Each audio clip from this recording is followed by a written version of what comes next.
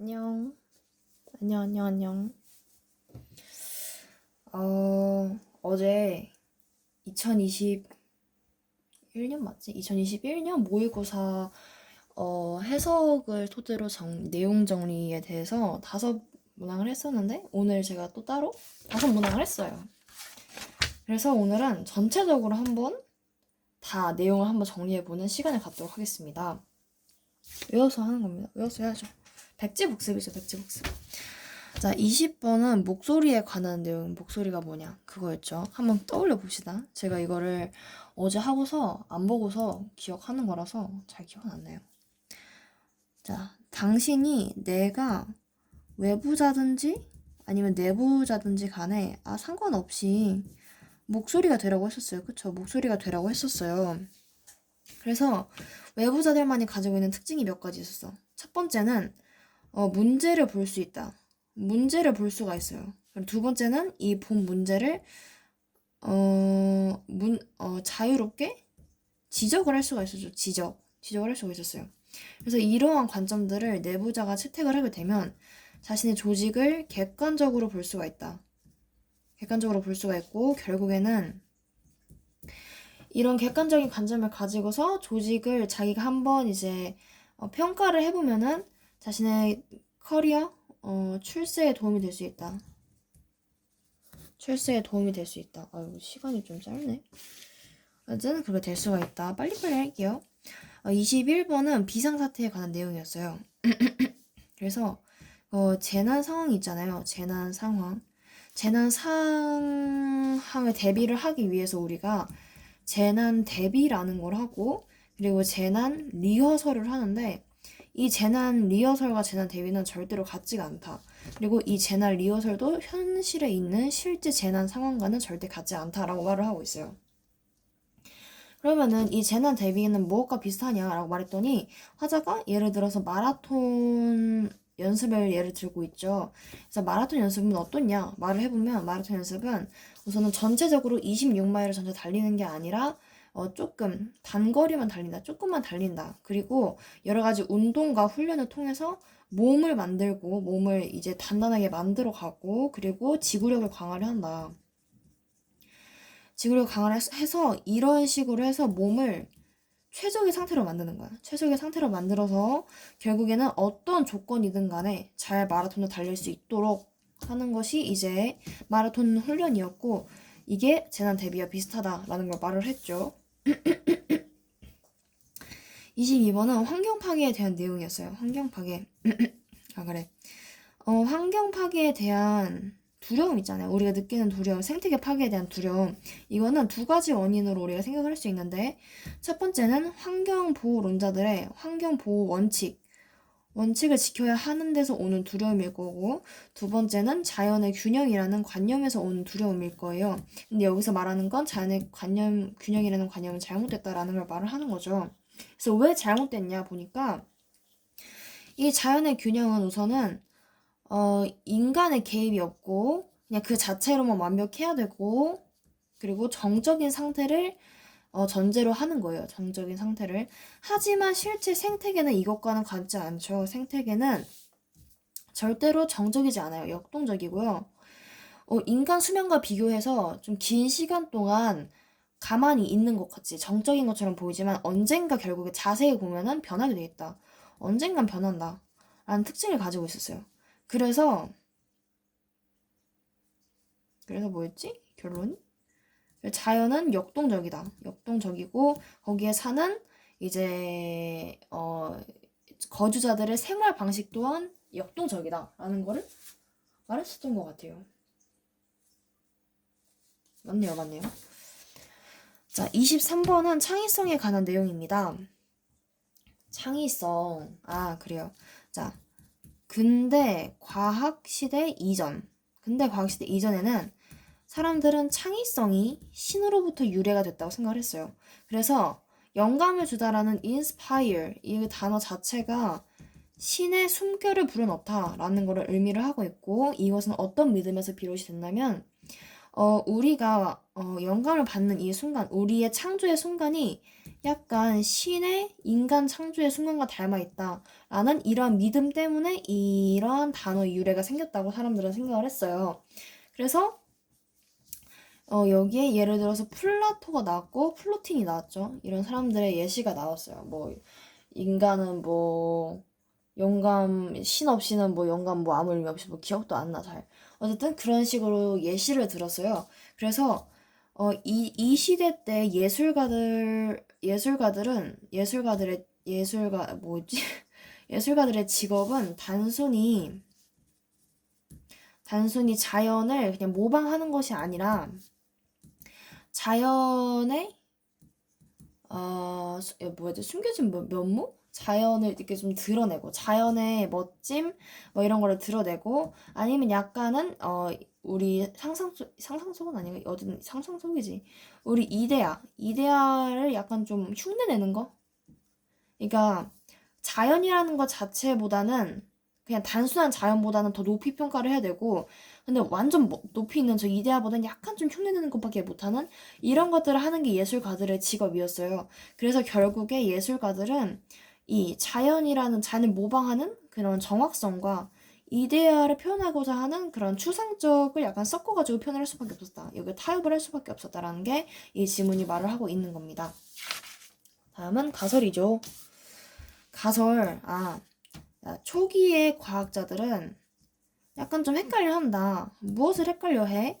좋은 가설이 이미 입증이 된 거라고. 이렇게 잘못된 생각을 한대요. 하지만 이게 아니라고 말을 하는 게 이 지문이 하고자 하는 말이죠.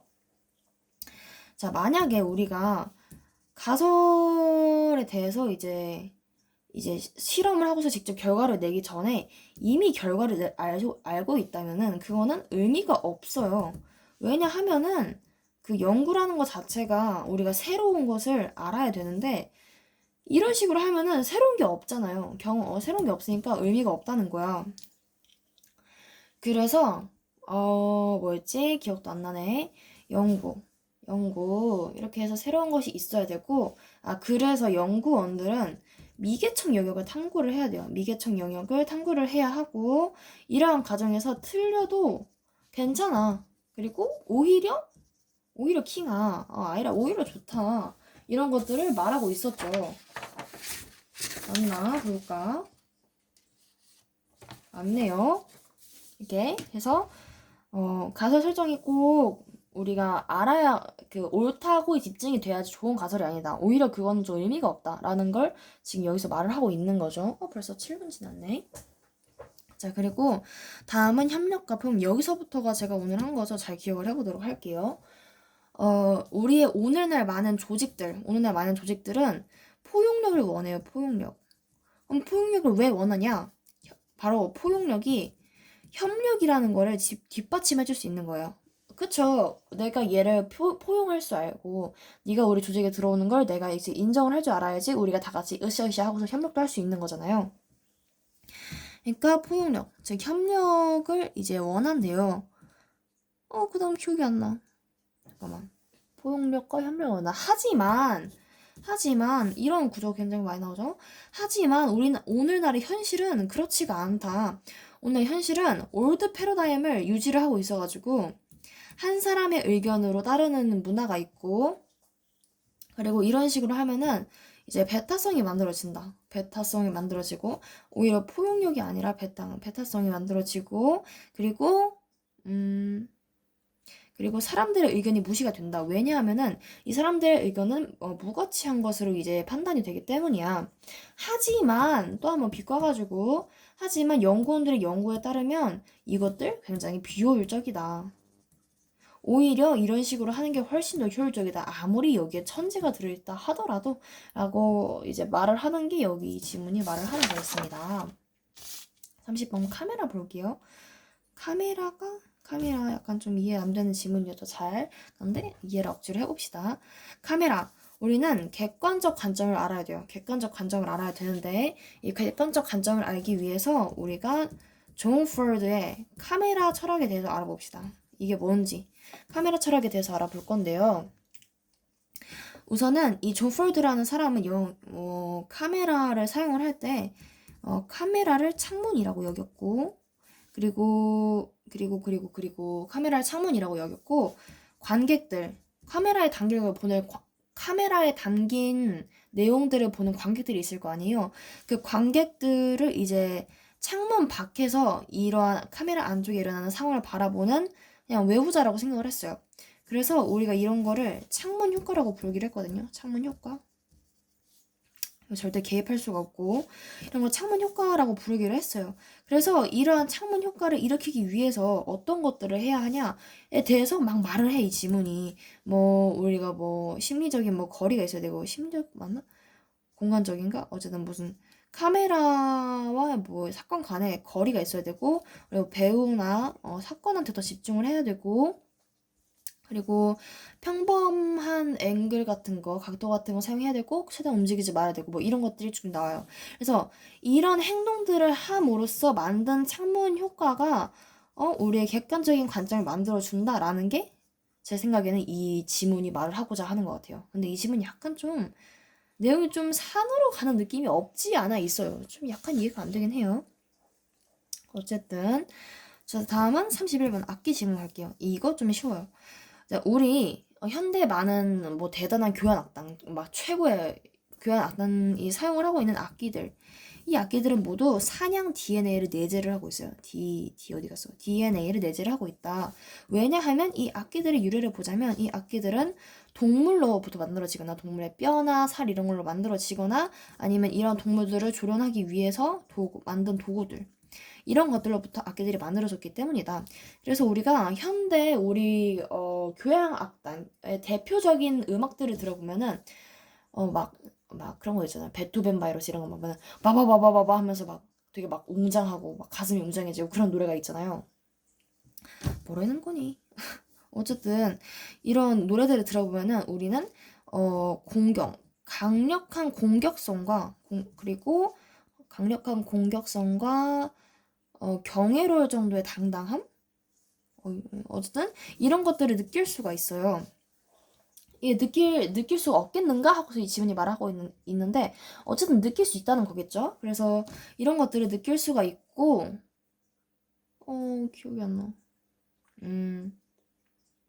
이런 것들을 느낄 수가 있어. 그래서 예를 들어서 막 베토벤 어쩌고저쩌고 하면서 막 하고 있어. 그래서 우리가 이거를 들으면서 상상을 할 수 있어. 어떤 상상을 할 수 있냐면 사람들이 사냥을 하는 건데 동물들을 쫓으면서 소리를 이용을 해. 어떻게? 소리를 이용해서 자신의 힘을 부각을 하고 내가 이만큼 힘이 있다는 걸 부각을 하고 그리고 이제 뭐라 해야 되지? 조련시킨다 해야 되나? 뭐라 해야 되더라?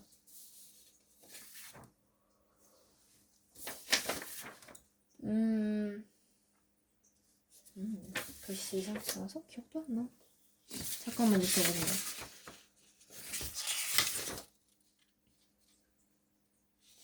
지배의 원천. 그래, 지배의 원천. 지배라는 말이 갑자기 기억이 안 났어. 지배의 원천으로서 소리를 사용하고 있다는 거를 우리가 상상을 한번 해볼 수가 있다. 그러니까 소리를 사용을 하는 이런 사람들이 동물들을 쫓고 있는 모습을 상상을 할 수가 있다라고 보면 될 것 같아요. 그러면은 32번 뇌.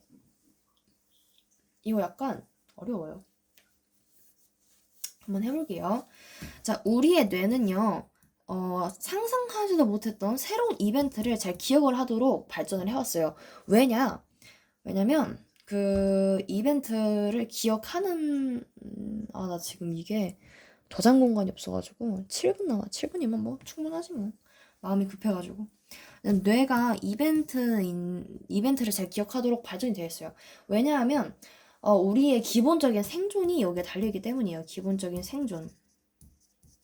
왜 기본적인 생존이 달려있냐 하면은 우리가 만약에 갑작스럽게 호랑이를 만났어요.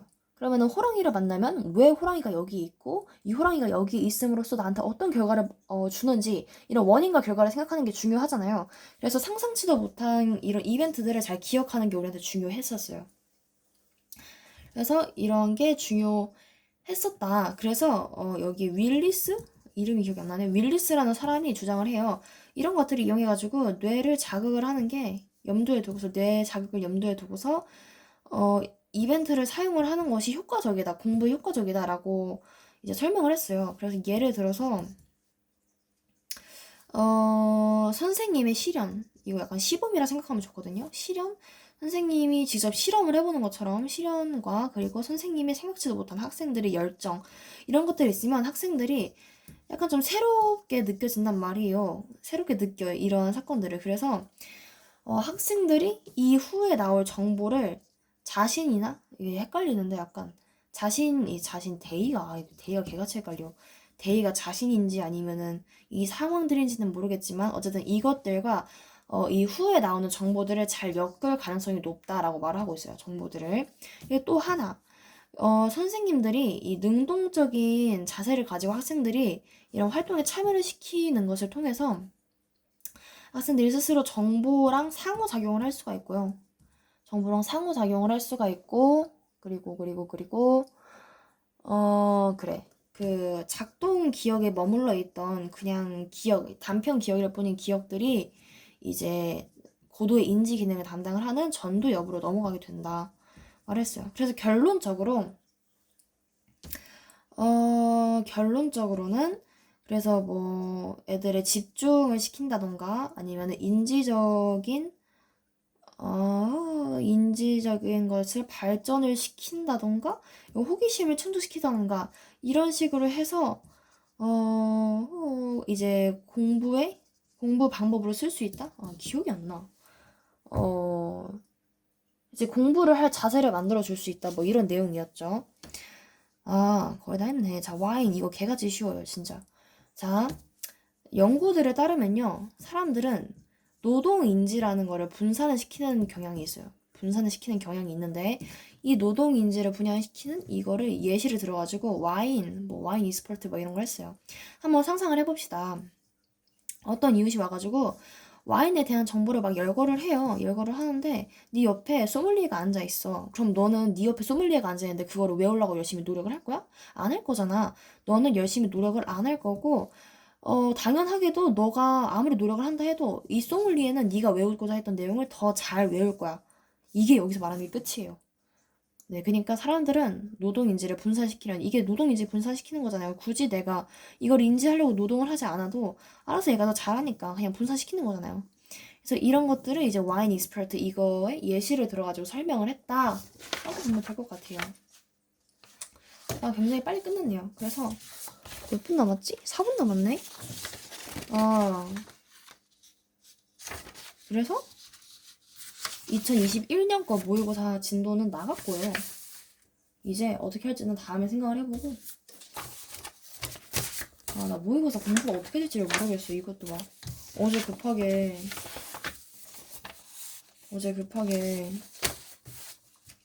영어 모의고사 공부 어떻게 해야 하나요? 이런 거 유튜브에 쳐가지고. 그래서 우선은 해석을 해가지고 내용을 익히십시오 해가지고 익히고 있는 거긴 한데, 근데 저 본문도 해야 되는데 본문도 안 하고 있고. 저는 차라리 모의고사가 난 것 같아요. 본문 너무 싫어요. 본문 재미없어요. 내가 그걸 왜 알아야 돼? 세계 여러 각국에 있는 어쩌고 저쩌고 칠리의 유래를 내가 왜 알아야 돼? 알고 싶지 않아. 지금 오전 3시 44분이거든요. 이렇게 보니까 굉장히 늦은 시간이에요.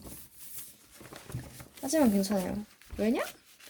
내가 저녁에 잠을 조지게 잤기 때문이지. 정말 잤어요. 많이 잤어요. 그래서 오늘 한 게 시간은 굉장히 많이 지났는데 6시부터 시간이 있었는데, 근데 내가 한 건 국어 1시간짜리 강의를 들은 것과 이 영어를 한 것밖에 없어요. 그래서 저는 생명도 하고 잘 겁니다. 저장 공간이 부족하네요. 안녕.